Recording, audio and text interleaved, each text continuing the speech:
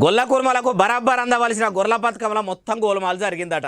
మళ్ళీ ముఖ్యమంత్రి రేవంత్ రెడ్డి సార్కు కాగు నివేదిక అందినప్పటి సంది నిద్ర కూడా చక్క ఓతున్నాడో లేదో పైళ్ళన్నీ మర్రేసి తిర్రేసి మరీ ఎంక్వైరీ చేయిస్తున్నాడట. మీరేం చేస్తారో నాకు తెలియదు. ఆ గొర్రెల పథకం పేరుతోని అప్పటి గవర్నమెంట్నే గొర్రెలను చేసిన అధికారులు లీడర్ల కథ మంచిగా అరుచుకోమని ఇట్లా మీటింగ్ కూడా పెట్టిండట. పశువుల శాఖ అధికారులతోని పరిగట్టుకొని మరీ ఇట్లా మీటింగ్ పెట్టిండు. శిలకల్లా తిరిగే గొర్రెల కాడ నుంచి చెరువుల్లో చేసే శాప పిల్లల దాకా ఎవిడి మీద ఎంత పైకం ఆగం చేసిర్రో మొత్తం కూడా ఎంక్వైరీ చేయండి. ఎంతమందికి ఇస్తామన్నారు, ఎంతమందికి ఇచ్చిండ్రు, డీడీలు కట్టినోళ్ళు ఎంతమంది, కట్టినాక కూడా ఎంతమందికి రాలేదు, ఎందుకు ఇయ్యలేదు, ఇచ్చినట్టు గనక రికార్డుల్లో ఉంటే వాళ్ళు ఎంత పెద్ద పోటు అధికారులైనా యాక్షన్ తీసుకోర్రి, ఏసీ బోళ్ళకు అప్పచెప్పుండ్రి, లెక్కలతో సహా వాళ్ళే కక్కిస్తారు.